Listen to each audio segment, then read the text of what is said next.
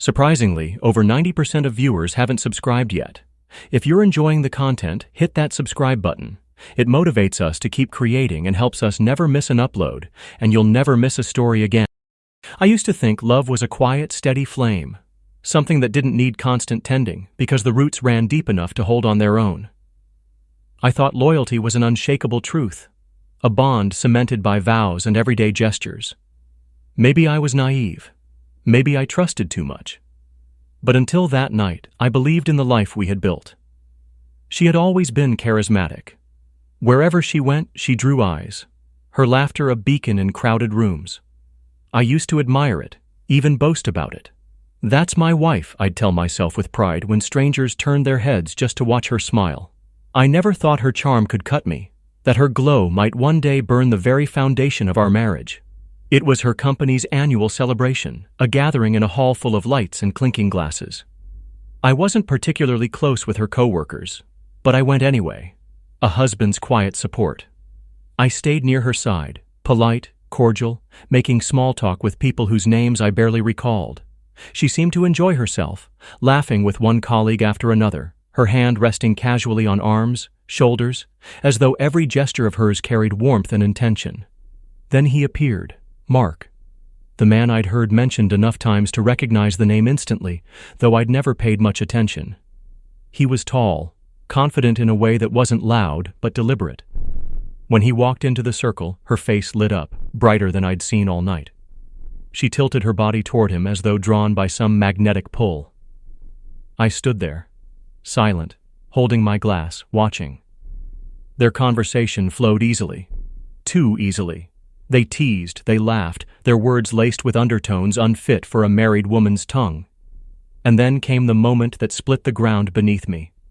She looked him straight in the eyes, her hand brushing his arm, and said with a smirk, "If I'd met you before my husband, I never would have married him." Every syllable struck like a hammer against my chest. For a heartbeat, I thought I must have misheard. But Mark's grin widened, and he leaned in, his voice carrying enough for me to catch. I don't think he'd bother us anyway. The world narrowed. Heat surged through me, boiling in my veins. My grip tightened around the glass until I thought it might shatter. Before my mind could stop my body, I stepped forward and drove my fist square into his jaw. The impact rang louder in my head than the music or the gasps that followed. Mark staggered back, eyes wide, holding his face in stunned silence. She screamed then, not at him, at me. Her voice cut sharper than the punch I delivered. "If you're unhappy, the door's right there, you jealous, entitled loser." The words sliced clean through whatever hope I still clung to. Every eye in that room burned into me, but none of it mattered. I didn't speak. I didn't argue. I simply set down the glass, turned, and walked out, her shrill accusations chasing me into the cold night air. Silence became my companion as I drove home, not the calm, peaceful kind of silence, but a storm held in a cage. I sat in the driveway for a long while, staring at the house we'd shared, the walls that had sheltered our laughter, our plans, our promises. Those walls felt foreign now, like a stage where I had played the role of faithful husband while she rehearsed betrayals behind the curtain. Inside, I moved through the rooms in a daze. Every photo on the walls mocked me, smiling faces framed by vacations, anniversaries, quiet Sunday mornings captured in pixels. I should have raged, torn them down, smashed them to pieces. Instead, I did something colder. I began to plan. Revenge wasn't about fury. Fury was fleeting, like the punch I'd thrown.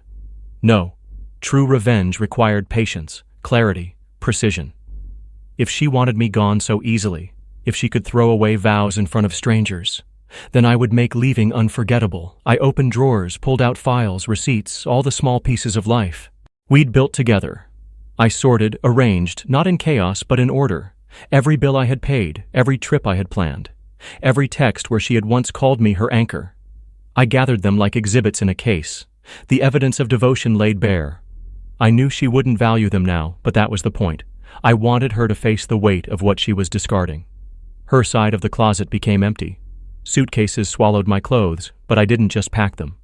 I left behind deliberate gaps, hangers swaying where suits had hung, shelves bare where shoes had rested, an absence loud enough to echo. In the kitchen, I cleared my mug from the cabinet, the one I used every morning, leaving hers alone. The breakfast chair I always pulled out remained tucked in, little absences everywhere, silent reminders that I was erasing myself piece by piece. Hours slipped by. Midnight turned into 2, then 4. The house grew still, the world outside asleep, while I worked like a ghost setting a stage for the next act. On the table, I placed a single sheet of paper. No accusations, no lengthy goodbye. Just one sentence written in calm, deliberate ink. You chose your stage, so I've left you the audience. I didn't lock the door behind me. Instead, I left it unlocked, waiting for her return. When morning broke, I wasn't there. She stumbled in, her laughter from the night before, long faded into the haze of too much wine. She kicked off her shoes, muttering under her breath, until her eyes landed on the living room. The order, the emptiness, the evidence laid out like a quiet trial. It froze her mid-step. Her face drained of color, her breath caught sharp in her throat. Her purse slipped from her hand and landed on the floor with a dull thud. She didn't move to pick it up. Instead, she stood in the center of the room, staring at the table, at the single line of writing that sat waiting for her like a verdict. You chose your stage, so I've left you the audience. Her eyes flicked from the paper to the walls. Frames were still there, but half of them now hung with empty hooks, rectangles of lighter paint where memories had been. She walked down the hall, her heels clicking against the wood, each step quicker than the last. She opened the closet, half empty. She yanked open drawers, bare, hollow.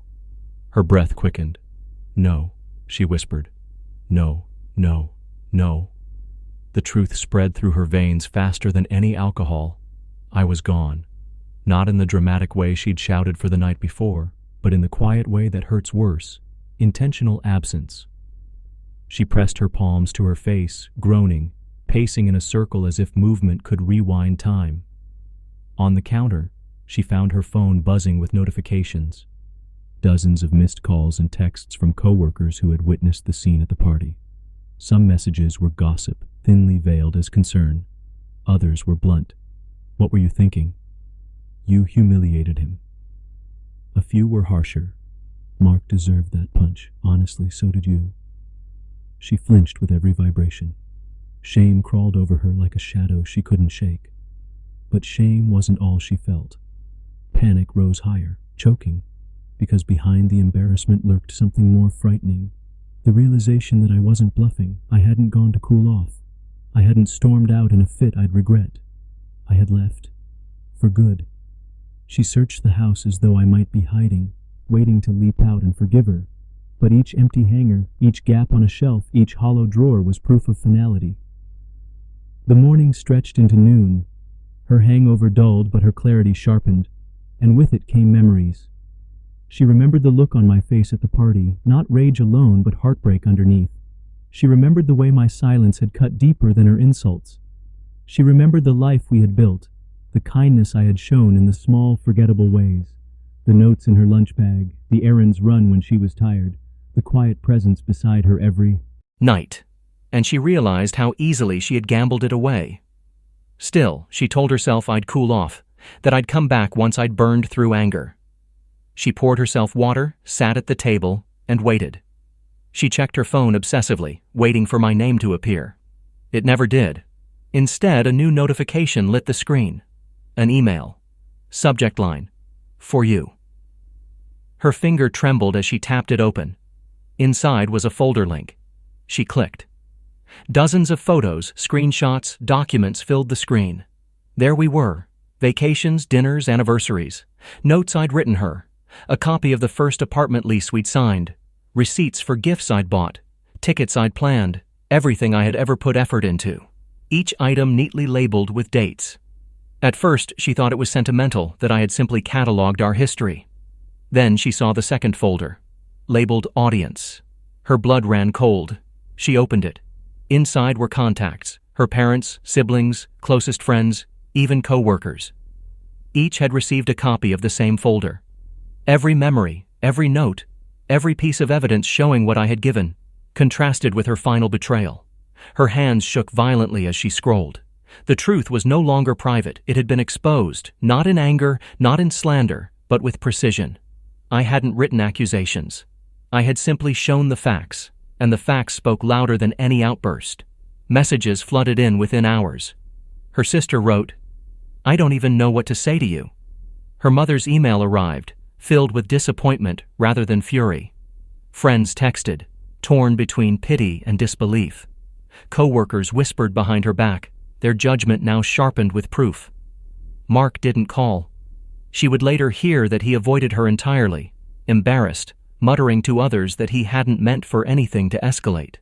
The camaraderie she had risked everything for evaporated overnight. Days turned into a blur. She reached out to me once, twice, then dozens of times. Long paragraphs filled with apologies, excuses, pleas. I read them all, but I never replied. Silence remained my sharpest weapon, more painful than any shouted word.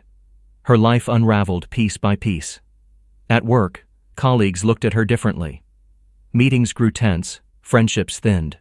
At home, the quiet was unbearable. Every empty space screamed my absence. Every meal tasted bland without company. Nights stretched long, haunted by what-ifs and could-have-beens. She tried to distract herself with outings, with friends, with noise. But everywhere she went, whispers followed. People remembered the party. People had seen the folders. Her betrayal wasn't a private mistake. It was a scar etched into her reputation. One night, weeks later, she returned home late again, sober this time, carrying groceries. As she set the bags on the counter, her eyes fell on the table where my note had once been. Though the paper was gone, she still saw the words burned into her memory. "You chose your stage, so I've left you the audience." Tears finally fell. Not the frustrated kind she had shed in the first days, but the heavy, quiet kind that come when the weight of regret is too much to bear. She whispered into the empty house, as though I might hear her. "I didn't mean it. I didn't mean any of it."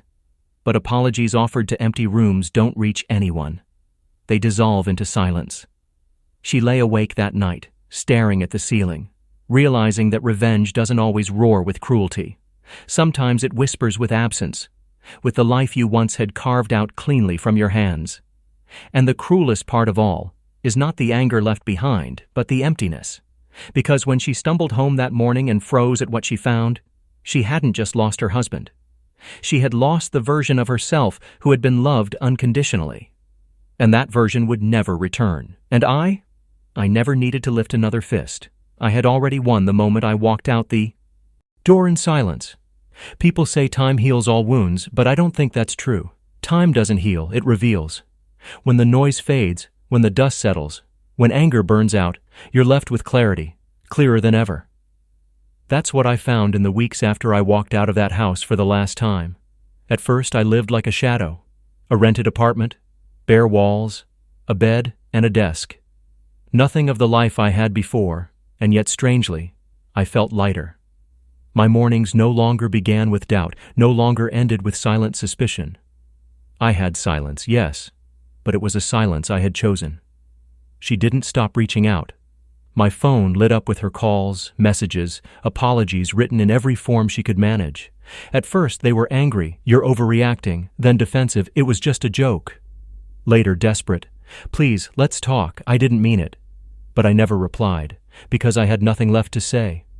Still, I knew she wasn't done with me, not really. People like her don't like losing. Not a husband, not a reputation, not the control they once had.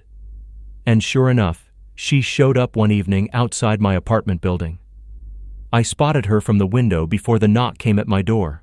She wasn't put together like she used to be. Her makeup was smudged, her eyes swollen. When I opened the door, she tried to smile, but it trembled at the edges. "I just want to talk," she said. I leaned against the frame. "There's nothing left to talk about." "You can't mean that," she whispered. "We've built a life, years, memories, all of it. You can't just throw it away." "You already did," I said. Her lip quivered. For once she had no clever retort, no sharp edge to her words. She reached for my arm, but I stepped back. The space between us felt like a canyon. She dropped her hand. "Please," she whispered again. "I made a mistake." The word mistake felt insulting. A mistake is forgetting an anniversary, burning dinner, losing track of time. What she did wasn't a mistake. It was a choice she made with laughter on her lips and another man's attention in her eyes. "I'm not angry anymore," I said quietly. "But I'm done. That's the difference." Her tears spilled then, and she sank against the wall. But I didn't move to comfort her. Not this time. I closed the door instead. After that night, she stopped coming. The messages slowed, then stopped altogether. I thought maybe she had finally let go, but life has a way of circling back. Months later, I heard about her from a mutual acquaintance. The story made its way to me almost casually, as if it were small talk. Her performance at work had tanked. The promotion she had been in line for was gone. People distanced themselves. And Mark? He had transferred to another office, leaving her alone with whispers and judgment. Karma, I thought. Not by my hand, not through my design, but karma doesn't need an invitation. It always arrives. Meanwhile, my life began to rebuild itself, slowly, quietly, in ways that felt new. I poured myself into work, into fitness, into friends I had neglected while I carried the weight of a crumbling marriage. I laughed again, not the hollow laugh I had forced at her company parties, but a laugh that came from somewhere real. One evening, as I walked home from work, I caught sight of the sunset bleeding gold across the skyline. For the first time in years, I felt free, truly free. Not because of revenge, not because she had suffered, but because I had finally let go of the life that no longer served me. And then, one last message came. It wasn't long, just a single line, sent late at night. "I wish I'd chosen you." I stared at it for a long time. My chest ached, not with longing, but with the ghost of what once was. She wasn't wrong. She should have chosen me. She should have chosen us. But she hadn't. And that choice was permanent. I didn't reply. I never would. Because revenge wasn't the punch, or the silence, or even the folders I'd sent. Revenge was living well when someone who wronged you cannot.